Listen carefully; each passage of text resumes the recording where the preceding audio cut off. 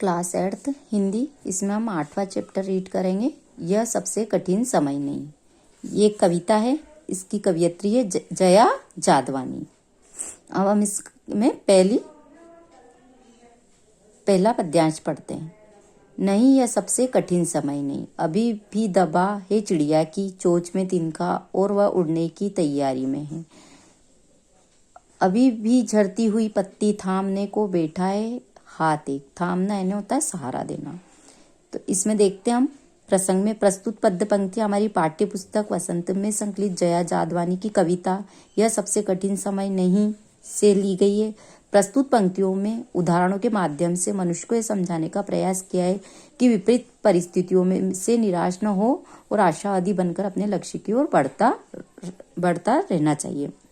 ये मतलब हमें हमारे सामने कितनी कठिन परिस्थितियां, हमें कभी निराश नहीं होना चाहिए और हमेशा अपने लक्ष्य की ओर बढ़ना चाहिए। तो नहीं, यह सबसे कठिन समय नहीं, अभी भी है दबा है चिड़िया की चोंच में तिनका और वह उड़ने की तैयारी में है।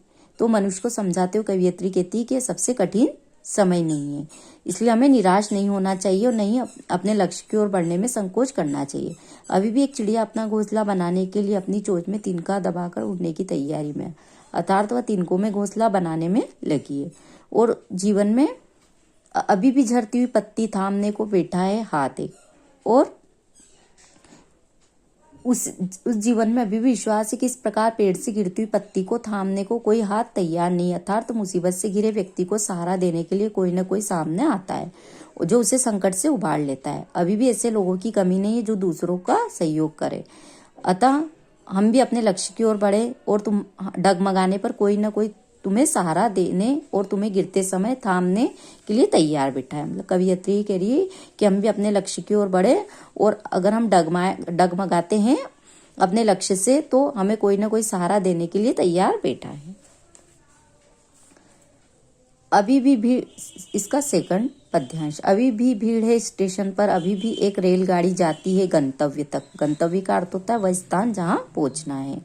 मतलब कि अभी कवियत्री कह रही कि अभी भी जैसे रेलवे स्टेशन पर बहुत भीड़ है, रेलगाड़ी अपने मार्ग पर चलती हुई उनके जहाँ पहुंचने का स्थान होता है वहां तक पहुंचती है। और जहाँ कोई कर रहा होगा प्रतीक्षा, अभी भी कहता है कोई किसी को जल्दी आ जाओ कि अब सूरज डूबने का वक्त हो गया है। कि वहाँ उनका कोई ना कोई रिश्तेदार या परिजन इंतजार कर रहा होगा कि शाम को सूरज ढलने का समय होते ही कोई अपने परिजन से कहता है कि जल्दी लौट आओ क्योंकि सूरज डूबने का समय हो गया। इसलिए हमें भी कवियत्री ये संदेश देती है कि निराशा छोड़कर अपने लक्ष्य की ओर बढ़ जाना चाहिए।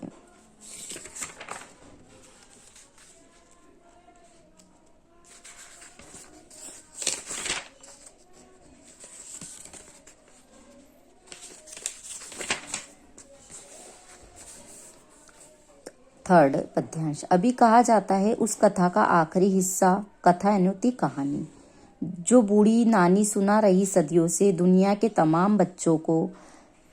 अभी आती है एक बस अंतरिक्ष के पार की दुनिया से,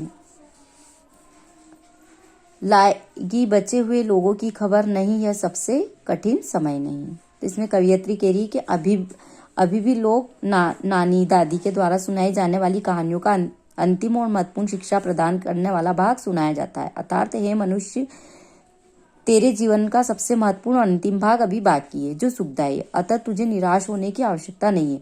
अंतरिक्ष के पार से जानकारियां लेने गए लोगों में से जो लोग बचे हैं उन्हें बस लेकर आ रही होगी जो अंतरिक्ष पार की महत्वपूर्ण जानकारियां देंगे। इस प्रकार संसार में घटनाएं घटित हो रही है और होती रहेगी। अतः मानो हमको निराश नहीं होना चाहिए, अपने लक्ष्य की ओर निरंतर बढ़ते रहना चाहिए। ये कविता हमने अच्छे से रीड कर ली, आप भी इसको अच्छे से रीड करेंगे।